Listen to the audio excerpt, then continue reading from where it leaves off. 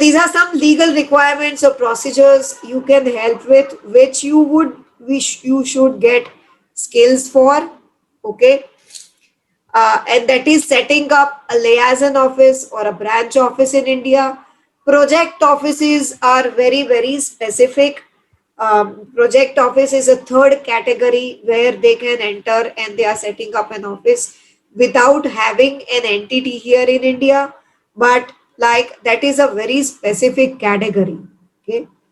Any questions anyone has up till now? Please put them down in the chat. Anyone has any questions up till now? Please put them down in the chat.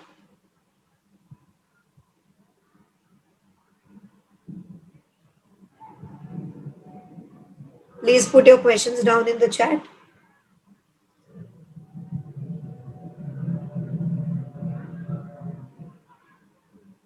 Is everyone able to see the screen clearly? Completely? Everyone can see the screen clearly, right?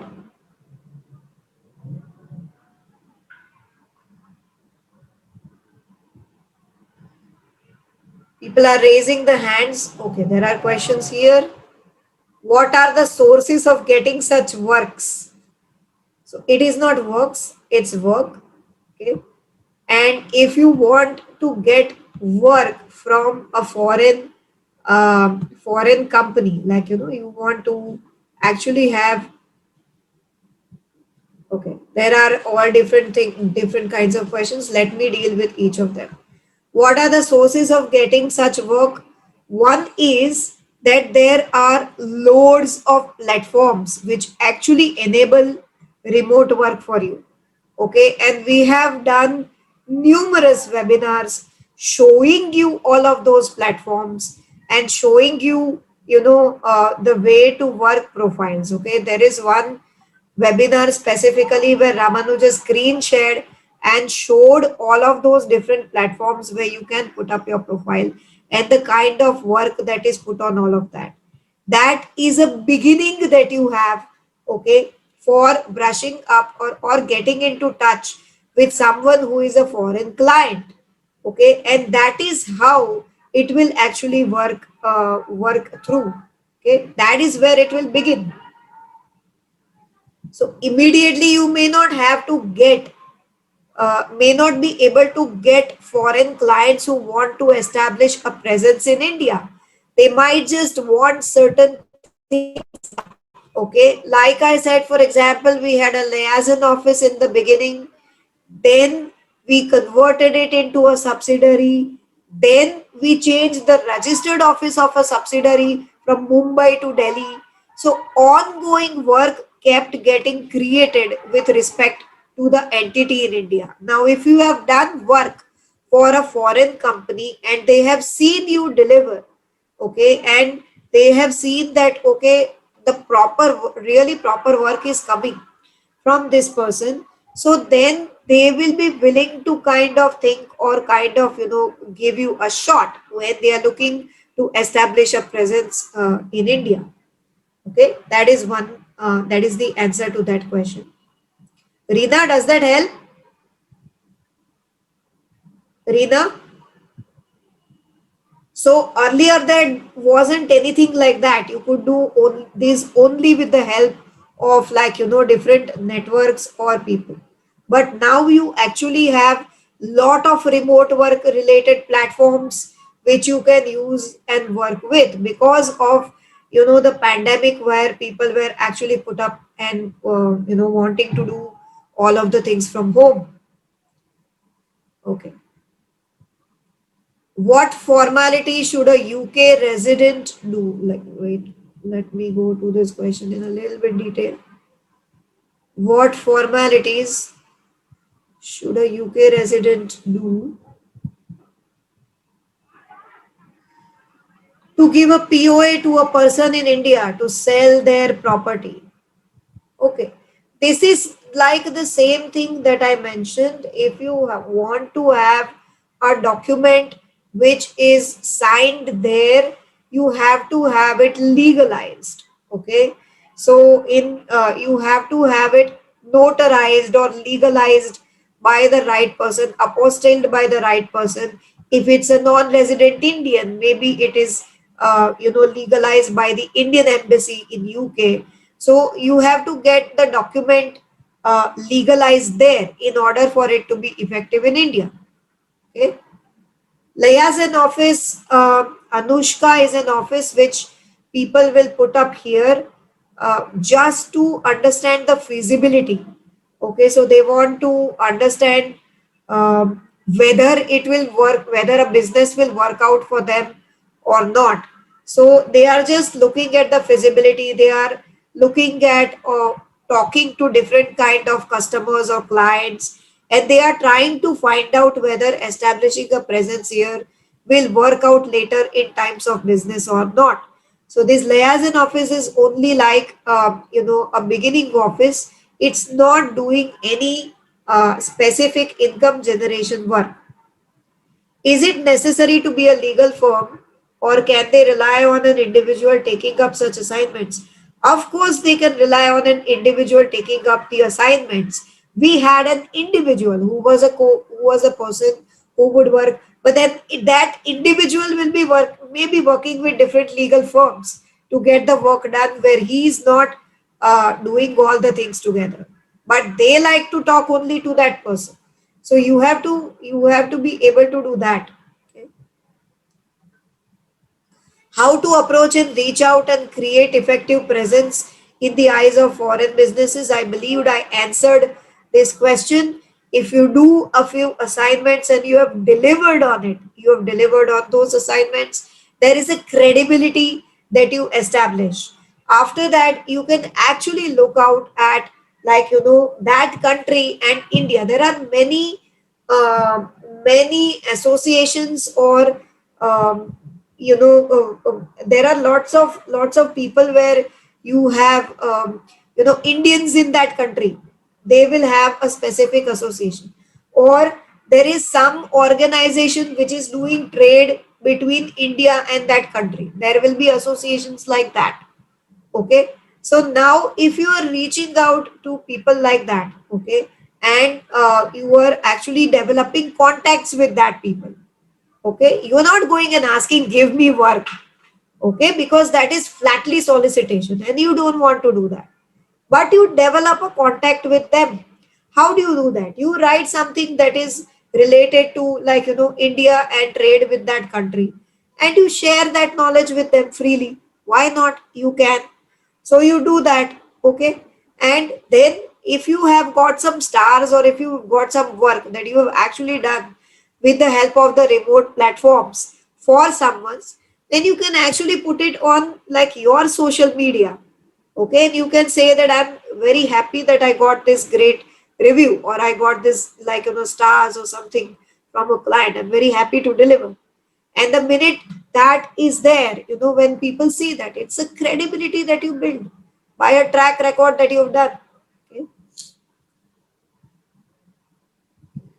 Okay. So that is the place where you go. Okay, so those are the questions. Let me move ahead. Florencia, this is the first webinar I'm attending. Can I get to know a few of the sources through which I can get connected with foreign clients? It will be helpful if I can get some guidance. Okay, I'm going to share a WhatsApp link towards the end of this webinar. You can join that WhatsApp group. So we are going to have series of different kinds of webinars which are related to international business. You can join that WhatsApp group, and I will share the YouTube link of the video where Ramanuj is actually discussing all the remote work platforms. Okay, does that work for you guys? That will help you. So please join that WhatsApp group, and I will share that video. Also, you can go on to the Lawsico YouTube channel, and there are many videos of the webinars and workshops that we have done in the recent times on different topics like this. Okay.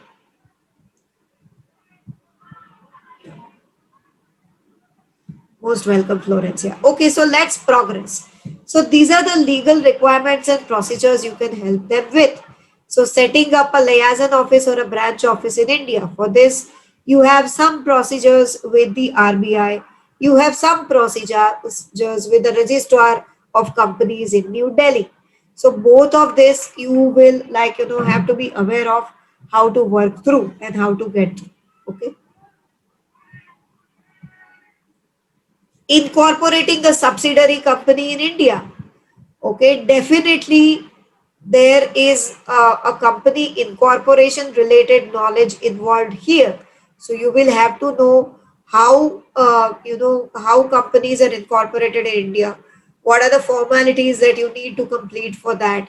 Okay, so all of that like company incorporation and incorporation related procedures you must be aware of.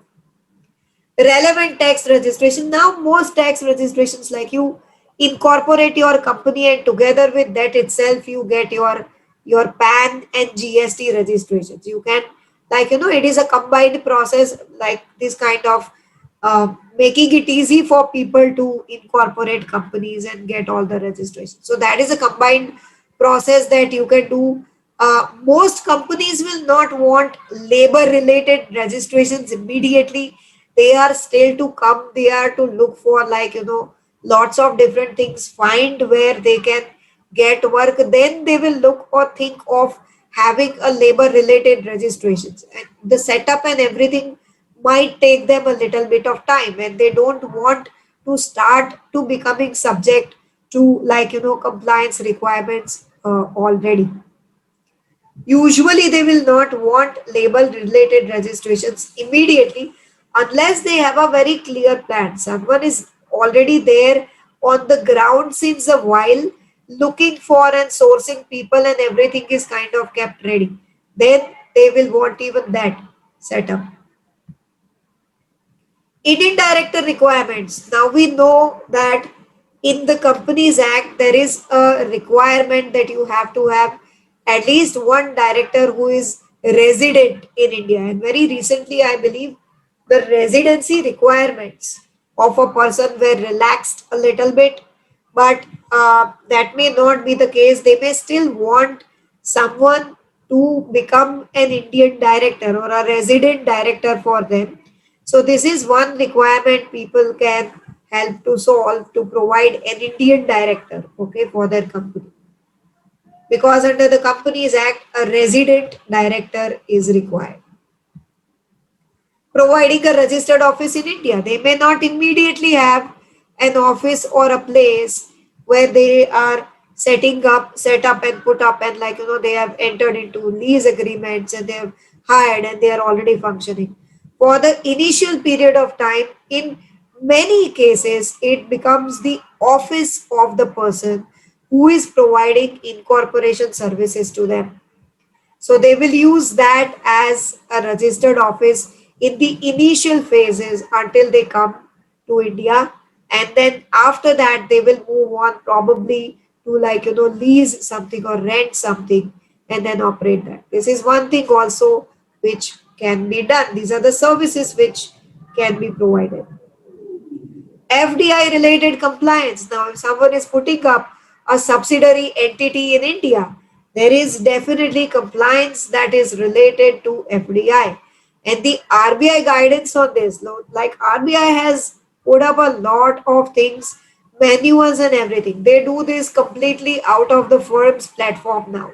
So your FDI compliance is electronic. It's you don't need any paper submissions there. It's electronic. But the firm's platform, they have put a very good manual to say all of the things that is required. But still, someone who is completely new to this can become confused with that on exactly how to go and where to go with that. It is good, they have put lots of things in a step by step manner, but still it is possible for someone to be confused with that guidance. Okay. Drafting agreements for transactions with employees, remittances from foreign companies. So, like for what kind of remittance is coming from a foreign company? Is the Indian entity providing any kind of services to the foreign company and getting something as service fees? Okay, if it's capital, then you have to ensure that the appropriate compliance that is related to issue of capital is met, not only in terms of FDI requirements but also in terms of the Companies Act. So those are the things you have to take care of as far as remittances are concerned. Drafting agreements for the transactions with employees. So now their employment agreements, or if they have someone who is he's a consultant, then their agreements. Okay, so how do these agreement? These are something which will be immediately, like, very soon required in very short period of setup. They will need these kinds of things. Labor related registrations, when they need this, so may not be immediate, they may need after some period of time, but yeah, IP related registrations where they need this, and this will be particularly relevant where the foreign entity already has a brand name or a trade name of its own, it's been in use there, and that same name is being used by the subsidiary as the company name. So the company name itself is kind of a brand name or a trade name, and they want an IP registration for that, like here. So they might need that to happen. Investments and borrowings at a later stage. Sometimes they might want to shape the transaction that is coming from the foreign company in the shape of a loan or like an external commercial borrowing. And external commercial borrowings were kind of uh, opened up to allow someone who is a foreign equity holder to easily, like, send loans or give loans. These are irrelevant. Like, I don't know what is happening. Someone is putting really irrelevant things in the chat.